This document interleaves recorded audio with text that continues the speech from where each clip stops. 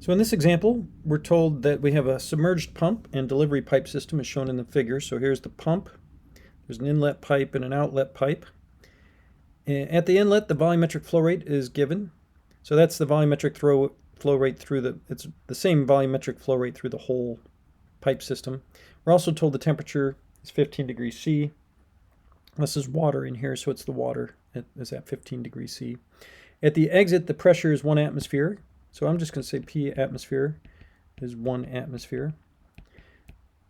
One of the things you'll learn in fluid mechanics is that when you have fluid leaving a pipe that's going into the surrounding atmosphere, the pressure there, if it's as long as it's slower than the speed of sound, that pressure will be the same as the surrounding atmospheric pressure. We're told there's no significant change in water temperature or kinetic energy from the inlet to the outlet. So I'm going to come back to this kinetic energy assumption in a little bit. Heat transfer between the pump and its surroundings is negligible, and really it should say between the pump and pipes and the surroundings. So there's no heat transfer from the pump to the surroundings or from the pipe into the surroundings. And we're asked to determine the minimum power required by the pump. Okay, so this is going to be a first law analysis problem. I'm going to try that because I'm trying to find the power involved. So if I'm going to write down the first law, I need to apply it to a particular control volume, and I'm going to do that after I write the equation, because we're going to have some discussion about the choice of control volume. So the first law is the time rate of change of total energy in the control volume is equal to the heat transfer into the control volume.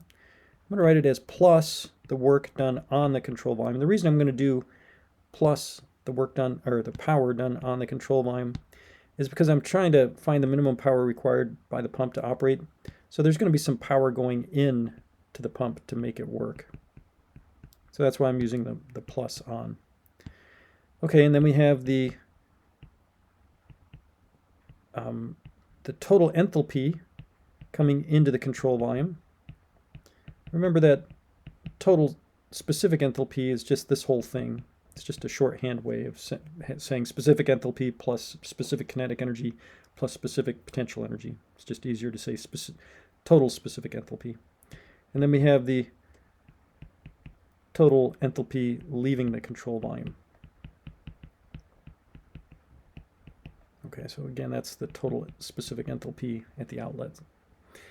Okay, so now if we're going to apply the first law, we need to apply it to a control volume. So the control volume I'm going to choose is going to include the pipe that crosses right at the outlet.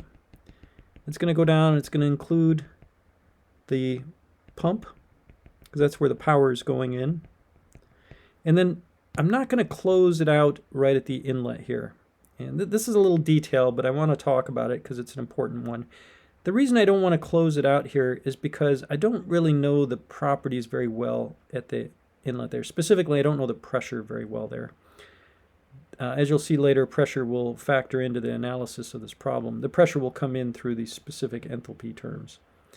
But the pressure here is not a hydrostatic pressure. Normally, so perhaps you've heard the term hydrostatic pressure in maybe earlier in this course or in another course, but hydrostatic pressure, the key part of this term is static. So right at the inlet here, we actually have fluid moving coming into the pipe, right? So right at the inlet of the pipe, there's some velocity of the fluid because there's some flow rate coming in through that area. So the fluid is not static. So the pressure here is not hydrostatic pressure because the velocity, the fluid is moving. Now, if we had chosen to close our control volume out here, let me do that. Let me close that one out in using a blue control volume. So if I chose that as my kind of closing out of the control volume right out here, let me clean that up just a little bit.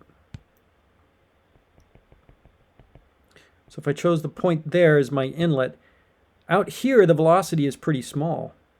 So the pressure here would be close to hydrostatic. It would be very close. So out there, let me call this point 1 prime. I'm going to call this point 2 over here. So at point 1 prime, the velocity is pretty close to 0 because it's far away from the inlet. So it's truly static, and the pressure at 1 prime would be pretty close to hydrostatic pressure. So it'd be the atmospheric pressure plus the density of the water times gravity times the elevation, which would be what, 10 meters down below, right? So it's 10 meters here. I'm assuming that gravity is acting downward. So it would be the pressure you start with, and I say P atmosphere because it's atmospheric pressure out here, you know, just above what we call the free surface of the tank. This is the free surface of the water in the tank. So the pressure right above the free surface is atmospheric pressure. So the pressure right at the top here, right at this point, pressure right at that point would be atmospheric pressure. I'm going to call that point 1. So the pressure at 1 would be atmospheric pressure. So the pressure at 1 prime would be the pressure I start with, plus rho g h, where the h is 10 meters. So these would be the conditions at point 1 prime. So you could use that as your inlet, and that would be fine. Again, it's different. The pressure here, even though it's at the same elevation, it's not equal to this, and it's because the velocity is not 0 right at the inlet. Now, another place that we could choose the inlet, and this is the one I'm going to use, is I'm going to continue my control volume to go all the way up to the free surface. Okay, so now my inlet is this entire free surface. Because I know, and these lines here, I've just kind of drawn them arbitrarily, but they're going to follow what we call streamlines of the flow. Streamlines of the flow are lines that are tangent to the velocity vectors. So if I draw a streamline like that, this is indicating the direction of flow of the water. There's no flow across a streamline. So these are following some streamlines so that we don't have to worry about any flow going across. Right? So whatever water moves down with that free surface, it's the same water that's going to come out here, right? So the reason I chose point 1 here is because at point 1, the velocity at 1 is also about equal to 0. It's not exactly 0 because as we pump water out of this tank, the level of the surface goes down, so the velocity is not exactly 0, but it's pretty small. You can imagine if you were pumping water out of Lake Michigan, for example, technically the level of Lake Michigan would be going down, but it's such a large area that it's negligible. You don't even see it. So the velocity at 1 is about equal to 0, and the pressure at 1 would be equal to atmospheric pressure. It's the same pressure as what you have right there. So it's just going to be 1 atmosphere as we're given here. And these are absolute pressures, by the way. And the other nice thing about that point 1 is I know the elevation well, at least relative to point 2. You'll see that the elevation shows up at the inlet and the outlet. So at the inlet here, the z, let me put a coordinate system here, right there. So the z coordinate for point 1 is just 0 because it's right on that free surface. So that tells me right away at the inlet here, z is going to be 0. At the outlet, right at point 2 here, the elevation is 15 meters. So I can put that there as well. Okay. Now, one other thing I should mention about this inlet and outlet is even though the velocity is small, it's not exactly equal to 0. This is an approximately equal to 0. The area is large and the velocity is small, but we still have a mass flow rate on that free surface. Remember, the mass flow rate would be like the density times the velocity times the area. I'm assuming that the fluid this is an average velocity, okay, and that's the density. I'm going to assume it's incompressible. So even though this is a very small value, the area of that free surface is really large. So you can take that small value times a really large value and still get a finite value. And from conservation of mass applied to this red control volume, whatever mass flow rate goes down here, it'll be the same mass flow rate that comes out here. So from conservation of mass, you would see that m dot 1 would equal m dot 2, and we'll just call it m dot. Okay, so it's not a 0 mass flow rate here. It's still some mass flow rate, even though the velocity is small. It's because the area is huge. Okay, so hopefully you'll follow all that. Let's go ahead and simplify the first law. First of all, the time rate of change of total energy in that control volume we're going to say is 0 because we're going to assume that everything is at steady state. So I'm assuming steady state behavior. We're not dealing with any sort of transient. We were told that the heat transfer is 0. That was given in the problem statement. That's given here. Heat transfer between the pump and its surroundings, as well as the pipes in the surroundings, are negligible. The W dot on, that's what we're trying to find. We just talked about the mass flow rate, and that mass flow rate in here is just m dot. The velocity, or the kinetic energy on that free surface, we said was basically 0, right? Because the velocity there is very small. There's the specific enthalpy. We'll come to that in a little bit later. At the outlet, the same mass flow rate. I'm going to leave the kinetic energy for now. And of course, I need to leave the potential energy term because that's at 15 meters. This one we could set to 0 because we know that we put our coordinate system, so it's just 0 there. So let me clean this up. Let's go ahead and write this out. W dot on will equal the mass flow rate times, should be H2 plus 1/2 V2 squared minus H1, where 2 is the outlet and 1 is the inlet. So this is what we, oh, and I forgot, there's also kinetic energy terms.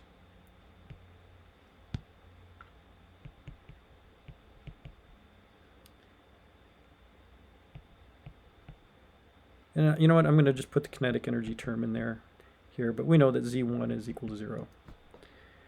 Okay, so let me now talk about this kinetic energy term at the outlet.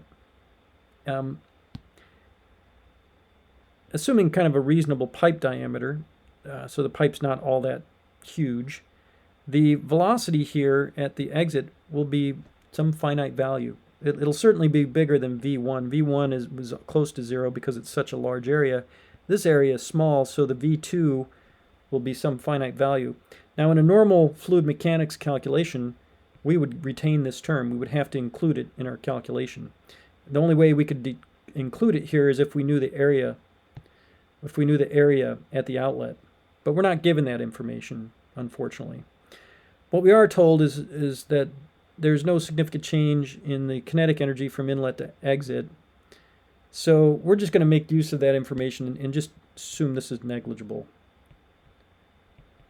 Neglect, because we're just essentially told in the problem statement to neglect it.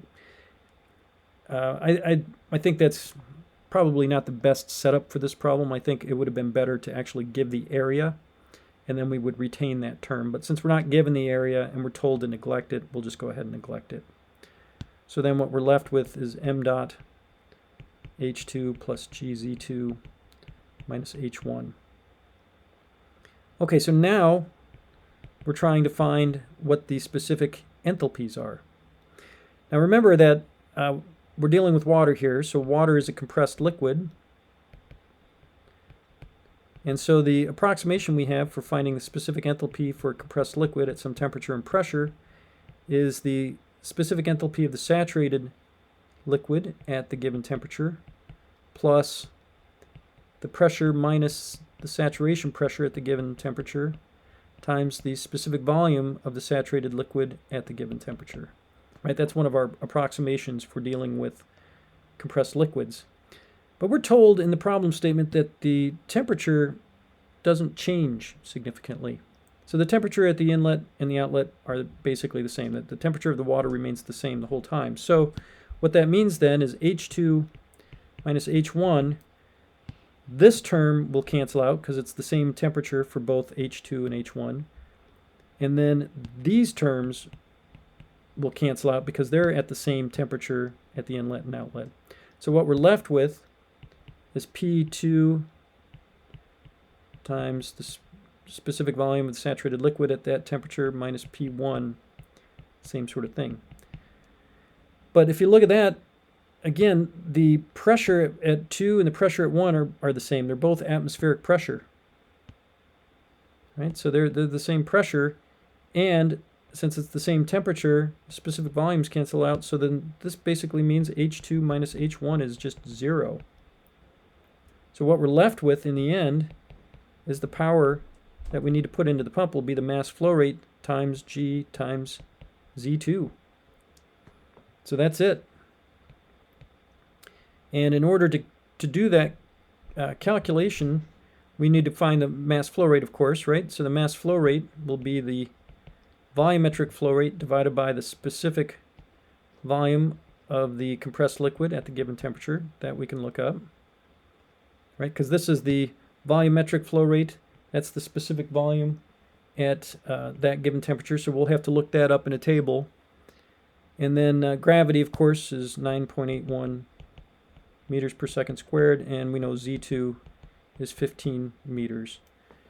And so when we get those numbers, we can look up the specific volume, and that comes out to be 15 degrees Celsius. We can look that up from a table, and that comes out to be 0.001009 cubic meters per kilogram. The volumetric flow rate was given as 0.75 cubic meters per minute. And then we do a little unit conversion, but then in the end we'll get the power comes out to be 1.84 kilowatts when you do all the calculations. All right, so we'll end the example there, but it's nice application of the first law. Some complication on just determining the inlet for the control volume. Hopefully you followed that discussion. Finding the specific enthalpy for the compressed liquid, since the temperature didn't change and the pressure at the inlet and outlet are the same, that change in specific enthalpy is 0. So we only really have the power that we have to put into the pump really only has to overcome the potential energy of the elevation changes between the inlet and the outlet. Okay, we'll end the example there.